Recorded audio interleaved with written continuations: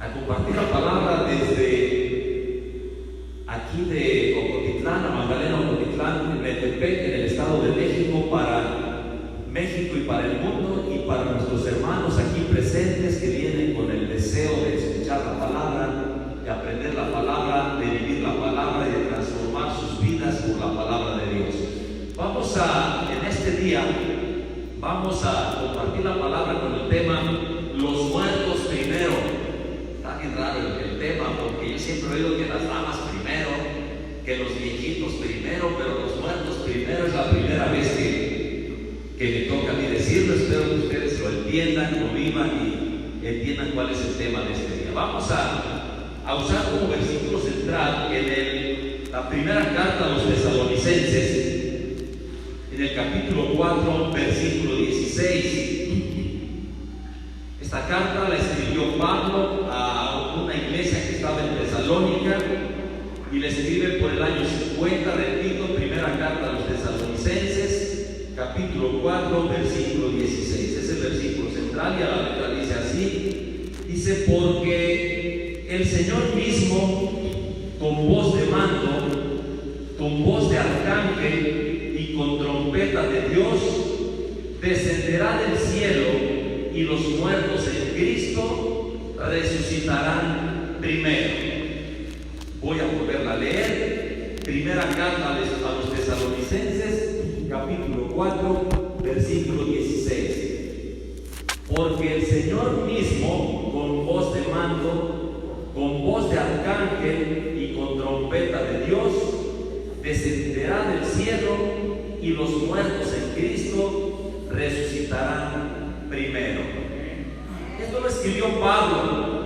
Lo escribió Pablo a una iglesia, a la iglesia que estaba en Tesalónica. Quiero ubicar más o menos cómo era la iglesia y qué es lo que pasaba, para que podamos entender el por qué escribe esta carta Pablo. Resulta que Tesalónica era un puerto que era la capital de Macedonia, una capital de Roma. El imperio romano en esos tiempos era quien gobernaba totalmente. Entonces era una ciudad importante, un puerto importante, donde había mucho comercio, había mucho movimiento de barcos, mucho movimiento de turistas. En sí había gran cantidad de movimiento económico. Y ahí en Tesalónica hizo Pablo, en su segundo viaje misionero, fue a esa ciudad a compartir el evangelio a los judíos que estaban ahí, y también a los gentiles, pero a los judíos especialmente. Y entonces resulta que los judíos que no aceptaron la presencia de Pablo predicando también a los gentiles, lo hicieron huir. Entonces Pablo tuvo que salir corriendo, tuvo que salir a escondidas de Tesalónica, y no pudo desarrollar en su totalidad la obra misionera para la que él había ido a esa ciudad. ¿Qué es lo que iba a hacer Pablo ahí? A decirles que Cristo murió por ellos, por los judíos y por los gentiles, y a decirles el por qué y cómo debían de comportarse. Es decir, tenía que discipularlos en un periodo relativamente largo para que entendieran perfectamente las escrituras y para que pudieran encontrar el camino que gratuitamente Dios nos da para alcanzar salvación y vida eterna. Pero como es perseguido, él tiene que salir deprisa. Entonces dejó la obra a la mitad, es decir, les dijo: Cristo es el Señor, Él nos trae salvación, pero no alcanzó a discipularlos, y tuvo que irse huyendo porque lo querían matar. Creo que fue la vida de Pablo siempre que lo quisieran matar. Entonces en Tesalónica, que era una ciudad importante, con muchos habitantes, con recursos, había problemas. Él lo que hizo es mandar a Timoteo a compartirles la palabra. Pero ¿qué problemas acontecían en Tesalónica? Número uno, resulta que no entendían claramente que tenían que concentrarse en su respectiva esposa, los que tenían esposa. Y los que no tenían esposa no tenían que andar buscando mujeres con quien acostarse, mujeres con quien fornicar o con quien adulterar, los que sí tenían esposa. No lo habían entendido bien, y como había mucha prostitución, prostitución en Tesalónica, entonces estaban dando problemas de inmoralidad sexual. El segundo punto que tenía de problemas es este grupo de gentes, es que habían oído que el Señor Jesucristo vendría en una segunda venida, pero ellos dijeron, bueno, si ya viene, vamos a esperarlo, y como ya viene, voy a dejar de trabajar. Fíjense qué chistosos, voy a dejar de trabajar porque el Señor ya viene, ya no me importa hacer una casa, no me importa regar un jardín, no me interesa mi cama, no me interesa mi familia, no me interesa nada. Esa era la cuestión que estaban atravesando los tesalonicenses, varios, no todos. Y entonces estos hombres que no trabajaban empezaron a hacer carga para los demás, es decir, querían que los demás compañeros les dieran de comer, los cuidaran, los mantuvieran. Y ese era el segundo problema. El tercer problema que tenían era que decían, bueno, ¿y los que se mueren? ¿Qué? Los que se mueren, que no van a esperar la segunda venida del Señor Jesucristo, ¿qué va a pasar con ellos? Y decían que el que se moría, moría y se acababa y no iba a pasar más. Entonces eran los problemas que tenían los tesalonicenses. Pablo no podía ir porque tenía graves problemas. Timoteo estaba allá. ¿Qué es lo que hace Pablo? Les redacta, en realidad 2 cartas, pero ahorita estamos en la primera.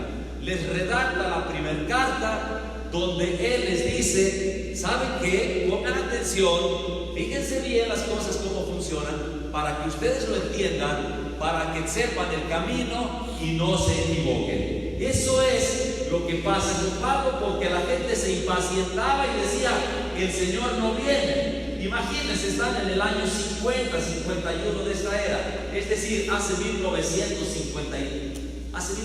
casi 70 años. Si estuviésemos impacientes nosotros, ¿qué haríamos?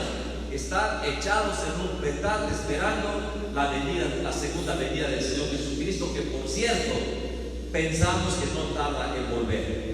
Entonces, eso es lo que estaba pasando. Vamos a ubicar el versículo central, pero antes de ubicar el versículo central, quiero decirles que el tema es primero los muertos. Para eso voy a decirles el significado de 2 palabras. Primero, la palabra muerto. Dice que muerto tiene 2 sentidos. Número 1, que es el que nos importa, que no tiene vida. Y al decir que no tiene vida, nos estamos refiriendo que deja de respirar, que el corazón se detiene, que deja de comer, que deja de ver, que deja de oler, que deja de todo. Está muerto totalmente para el panteón, ¿ok? Porque la segunda acepción de la palabra dice que en el sentido figurado se usa cuando dice estoy muerto de cansancio. Realmente deben decir estoy muy cansado, pero la gente lo usa, estoy muerto de cansancio. Otros dicen estoy muerto de miedo, pero no nos referimos ni a los muertos de cansancio, ni a los muertos de miedo, ni a los muertos de flojera. Nos referimos a los que dejaron de respirar, a los que el corazón dejó de latir, a los que tienen que meterlos en un ataúd y llevarlos a un panteón para enterrarlos de ahora y para siempre. A esos muertos nos referimos. Y la segunda palabra es resucitar. La palabra resucitar significa hacer que alguien vuelva a la vida. Es decir, para resucitar hay un requisito: no tener vida. Y para no tener vida se necesita estar muerto. Entonces la resurrección ocurre en el caso de las personas que ya murieron. En la segunda acepción dice volver a la vida después de morir. Es exactamente lo mismo, volver a la vida después de morir. Y la pregunta es, ¿habrá personas que han muerto y que han vuelto a la vida? Ni más ni menos. Yo les presento a la pastora Catalicia, que no está aquí, pero la conocen todos ustedes, que ella murió y el Señor le regresó la vida y resucitó para que viniera a darles soberanas regañadas y para que se pelee por ahí con el de la música, porque agarra su pandero y dice van a cantar como yo quiero, no me importa la nota, no me importa nada. Pero ella es una de las personas que dejó de respirar. O sea, la tenemos al alcance de nuestra vista con mucha frecuencia. Pero el Señor Jesucristo murió, estuvo enterrado y resucitó al tercer día. Pero hay más personas en la Biblia que murieron y que han resucitado. Y hay otras personas en la actualidad que mueren y que resucitan para manifestar la gloria de Dios. Ahora, ¿a qué se refiere Pablo? Vamos a ubicar el versículo central a ver cómo lo plantea Pablo. Vamos al capítulo 4 de la primera carta de los Tesalonicenses, en el versículo 3. En el versículo 3 dice: pues la voluntad de Dios es vuestra santificación, que os apartéis de fornicación. Y en el 4 dice que cada uno de vosotros sepa tener su propia esposa en santidad y honor. Es decir, lo que les está diciendo es: ya pórtense bien, tesalonicenses. Ya no estén viendo a la mujer del vecino, ya no estén viendo a las muchachas jóvenes que pasan por ahí, y las muchachas jóvenes ya no estén viendo a los hombres casados ni a los no casados. Es lo que les está diciendo: pórtense bien, y si quieren, cásense y santifiquen a su mujer, porque el Padre Celestial quiere que nosotros seamos santos. Es lo que está pidiendo. Y ser santo significa no pecar, alejarse del pecado. Ahora, debo aclarar este punto. Todos pecamos, pero tenemos nosotros que hacer lo posible por evitar el pecado de ayer, no repetirlo hoy, porque si no nos volvemos mañosos, está claro. Dicen que todos pecamos por lo menos 7 veces al día. Así es que el que diga, y lo dice la palabra, que el que diga este día no he pecado, es un mentiroso. En ese momento está pecando porque es un mentiroso de primera. Platicaba el pastor, no sé si tú les dijiste, pero decía que llegó una señora a verle, me dijo: pastor, hoy cumplo 25 años a que no tengo ningún pecado. Y él se quedó bien serio y dijo: todos pecamos, amados hermanos, pero tenemos que evitar la repetición, tenemos que evitarlo, porque eso quiere nuestro Padre Celestial. En el versículo 7 sigue Pablo diciendo, en el versículo 6 dice: que ninguno agravie ni engañe en nada a su hermano, porque el Señor es vengador de todo esto, como ya os hemos dicho y testificado. Y en el 7 dice: pues no nos ha llamado Dios a injusticia, sino a santificación. ¿Y por qué habla de que no engañen a los hermanos? Porque lo que hacían los que esperaban con impaciencia la venida del Señor, les decían que no trabajaban. ¿Y qué les decían? Es que no hay trabajo, denle de comer los que sí trabajan. Y eran carga para los que sí trabajan.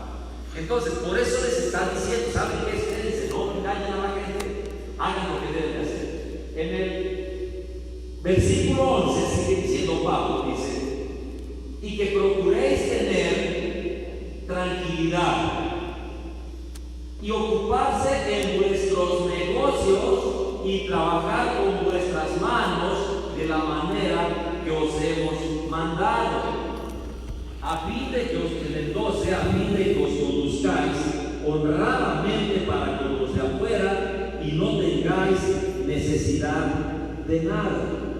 Lo que está haciendo Pablo es que está enviando a trabajar a las personas, y dice: y trabajen con sus manos. Y por ahí les voy a echar un tirón a los pastores: también pónganse a trabajar, porque Pablo era pastor, y Pablo era apóstol, y Pablo viajaba, y Pablo trabajaba. Y esto no les gusta a los pastores. ¿Por qué que no nos gusta?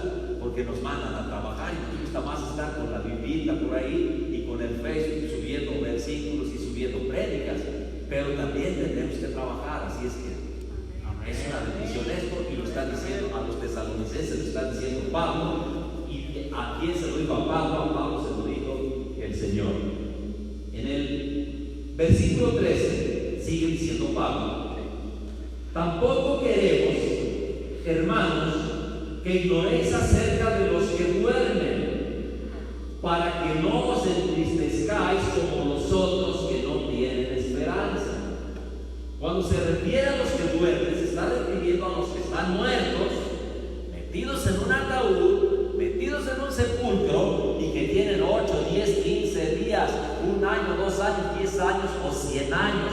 A eso se refiere, no vayamos a malentender que los que están dormidos, que no vinieron al culto, no. Está refiriéndose a los que están muertos, que les va a dar instrucciones de qué es lo que va a pasar con las personas que ya están muertas. En el versículo 16 dice, en el 15 dice, por lo cual os decimos esto en palabra del Señor, que nosotros que vivimos, que habremos quedado hasta la venida del Señor, no procederemos, no precederemos a los que durmieron. Es decir, van a ir primero los muertos, son los que los precedieron, y después las personas que permanezcamos con vida en la segunda venida del Señor Jesucristo. Creo que todos los que estamos aquí sabemos que esperamos la segunda venida, que va a venir en las nubes el Señor Jesucristo y se va a presentar ante los ojos de todos en todas partes del mundo, y va a venir con poder y con gloria y con todo lo que tiene a hacer lo que se debe de hacer. Eso es lo que va a hacer.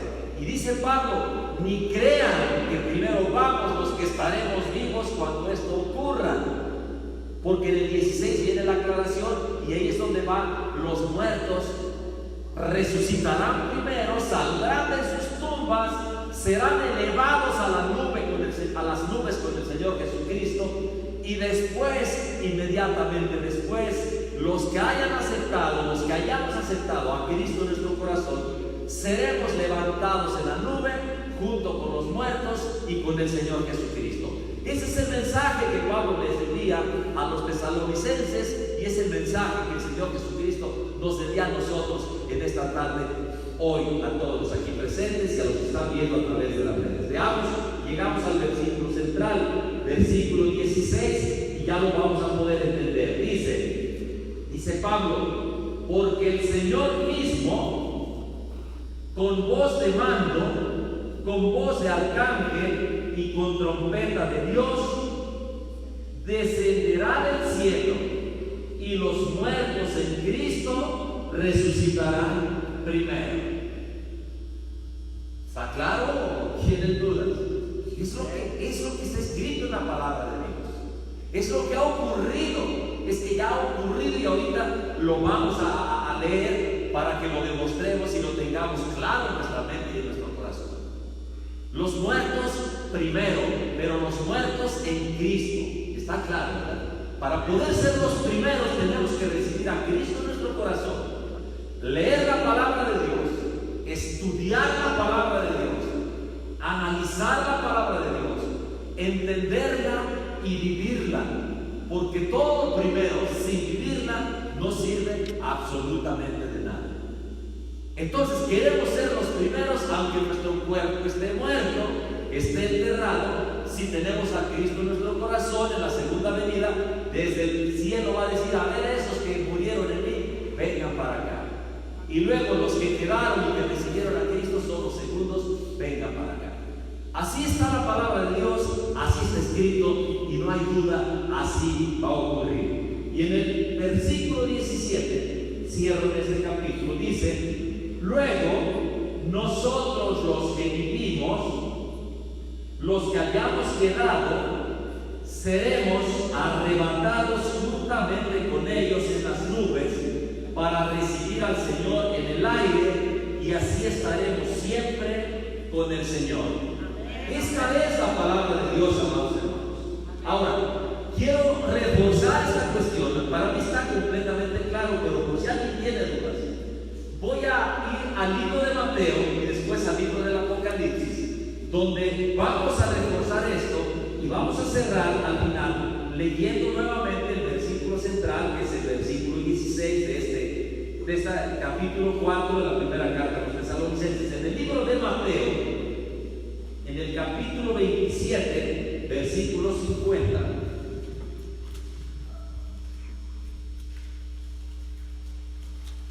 Mateo, primer libro del Nuevo Testamento, capítulo 27, penúltimo capítulo de este libro, y ya casi al final encontramos el versículo 50, que a la letra dice así: mas Jesús, habiendo otra vez clamado a gran voz, entregó el Espíritu. Estamos viendo la historia que plantea cómo vio la muerte del Señor Jesucristo Mateo. Todos conocen la historia, que el Señor Jesucristo fue traicionado por Judas. Judas fue y se ahorcó, se arrepintió, no pidió perdón a Dios, pero se suicidó, se ahorcó. Fue detenido, fue golpeado, maltratado, escupido, pateado, latigueado, con una corona de espinas, ensangrentado, fue clavado en la cruz, un lanzazo y todo, y después de horas, porque tarda horas en su sufrimiento, cuando no tiene ni una gota de sangre, él clama a Dios con voz muy fuerte, y es en este versículo donde dice que entregó el Espíritu. Lo que está diciendo, ahí dejó de existir, ahí murió el Señor Jesucristo. Y lo que nos interesa es qué es lo que pasa después. En el versículo 51 dice: y he aquí, el velo del templo se rasgó en dos, de arriba abajo, y la tierra tembló y las rocas se partieron.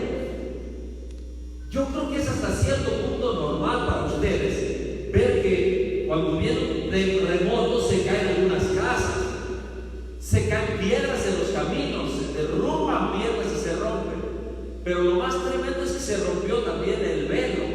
A mí se me hace tremendo cada vez que leo esto, me acuerdo. Esto pensemos en que es un velo, esta tela que está acá arriba, y tiembla, pero se mece, pero es muy difícil que se rasgue, ¿sabes? Porque se mece el edificio casi completo. Pero ahí dice que el velo del templo se rasgó.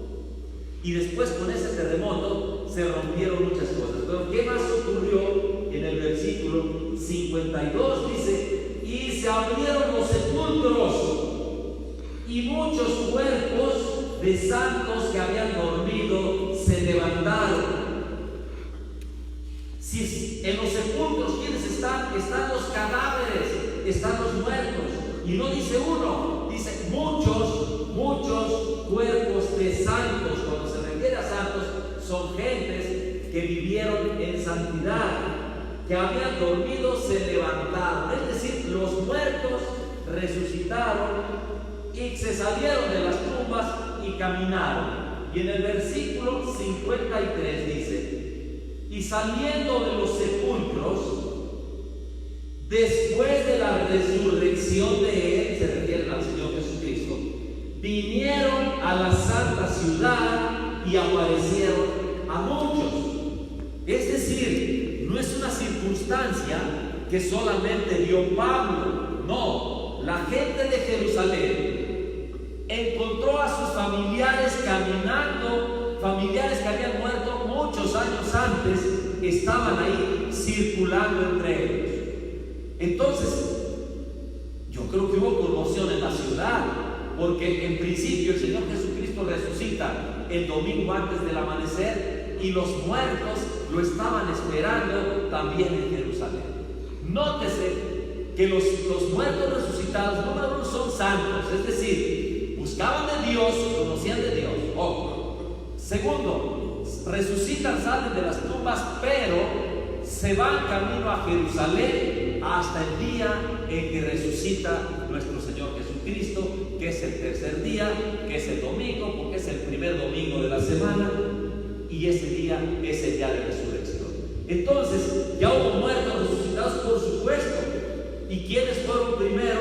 Los muertos. A ver, voy a repetir este versículo. Dice: y saliendo de los sepulcros, después de la resurrección de él, vinieron a la santa ciudad y aparecieron a muchos. Esa es la circunstancia. Ahora, vayamos al Apocalipsis, último libro de la Biblia, capítulo número 14. Este libro tiene 22 capítulos. En el 14 nos ubicamos y veamos qué dice la palabra de Dios. Versículo 1 dice: después miré, y he aquí el Cordero estaba en pie sobre el monte de Sión, y con él 144,000 que tenían el nombre de él y el de sus padres escrito en la frente. Circunstancia: Juan es ya viejo. Juan, el que escribió el libro de Juan, el que escribió la primera carta de Juan, la segunda carta de Juan y la tercera de Juan, el último libro que escribe es el Apocalipsis. Es llevado por el Espíritu Santo, en espíritu es llevado al cielo. ¿Y qué es lo que está viendo? Juan lo que nos está diciendo es lo que está viendo que hay en el cielo. ¿Y qué es lo que ve? Dice de 144,000, dice la palabra, que son 12,000 de cada una de las 12 tribus que están gobernando con el Señor, y hay otro contingente enorme de gente con vestiduras blancas, que son los gentiles que están con el Señor también allá. Pero ¿qué nos dice en el versículo 8? Dice en el mismo Apocalipsis, capítulo 14, dice: otro ángel le siguió diciendo: ha caído Babilonia, la gran ciudad, porque ha hecho beber a todas las naciones del vino del furor de su fornicación. Es decir, Juan está viendo todo lo que viene en los últimos días, en el día del arrebatamiento. Lo está viendo y le dicen: escríbelo para que sirva de profecía y que todas las gentes estén enteradas. Entonces, ¿por qué estamos leyendo esto? Porque queremos que entiendan con toda claridad que el tiempo del Señor se agota y que en un tiempo no lejano vendrá la segunda venida, el Señor en las nubes por ustedes, por nosotros y por los que murieron teniendo a Cristo en su corazón. En el versículo 11 escribe Juan, dice: y el humo de su tormento sube por los siglos de los siglos, y no tienen reposo de día ni de noche los que adoran a la bestia y a su imagen, ni nadie que reciba la marca de su nombre. Es decir, todas las gentes que han adorado a Satanás, que tienen imágenes, que tienen ídolos, y que van y les doblan la rodilla y que oran con ellos y le piden a ellos y no se han arrepentido, van a tener problemas. Escrito está en el libro de la profecía, que es el Apocalipsis. Eso está viendo, lo que está viendo realmente Juan es el infierno, porque dice que hay tormento, el humo de su tormento sube por los siglos de los siglos. A eso se está refiriendo. En el 12 dice: aquí está la paciencia de los santos. Aquí es donde están ustedes. Aquí está la paciencia de los santos, los que guardan los mandamientos de Dios y la fe de Jesús. Es decir, tenemos que conocer qué nos ordena el Señor, y tenemos que tener nuestra fe puesta en el Señor Jesucristo, porque por fe somos salvos, porque creemos en el Señor Jesucristo y Él es el que nos regala salvación y vida eterna. Y llegamos al 13, ese que me interesa sobremanera. Dice: oí una voz que desde el cielo me decía: escribe, bienaventurados de aquí en adelante los muertos que mueren en el Señor. Entonces podemos entender, ahorita termino el versículo, podemos entender, amados hermanos, el por qué cuando, y esta historia siempre la platico, cuando van a un velorio cristiano, los que no han ido les platico, llegan a un velorio cristiano y encuentran a alguien con su guitarra y otro con su teclado y otro con el bajo, toque y toque y toque, bien contentos. ¿Por qué están contentos? Porque saben que al morir en Cristo serán primeros en levantarse y en ser levantados en las nubes cuando la segunda venida del Señor Jesucristo. Porque lo entendemos que nosotros tenemos salvación y vida eterna. Y cuando se va a un velorio no cristiano, ¿qué es lo que pasa? Llevan muchas flores, llevan muchas velas, muchas veladoras, y se visten de negro y se ponen lentes negros y lloran, y huele a flores ya podridas, y huele a cera, y huele a diablos de verdad.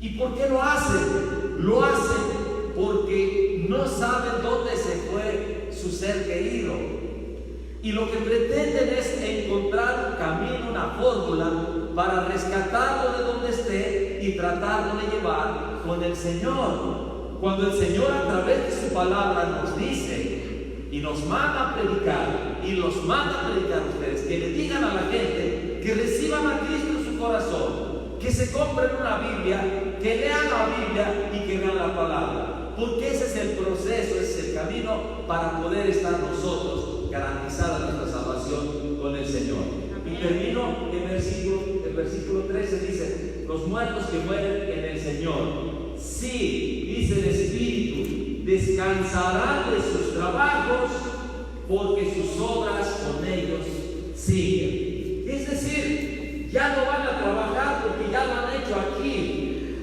ya han compartido la palabra, ya le han dicho a sus vecinos: miren, la salvación está en la palabra, la salvación está en Jesús.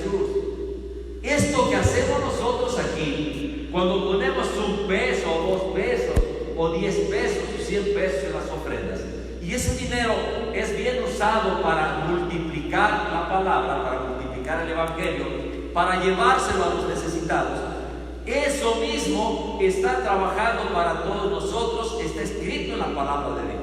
No es una ocurrencia mía, ni le estoy diciendo siquiera que pongan $1 más, no les estoy diciendo, les estoy diciendo lo que dice la palabra de Dios, que las obras que hagan seguirán con ellos, siguen, es lo que dice.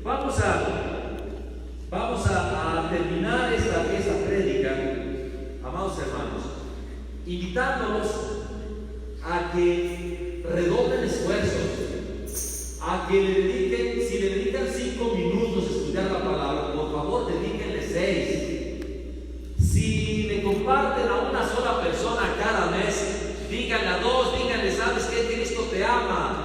Cristo te ama y quiere que estés con Él para que tengas salvación. Es toda su chamba, hermanos, porque es trabajo del Espíritu Santo redarguirle y transformar a las personas. Porque luego alguien va a decir: ya le dije a 100 y ninguno me hace caso.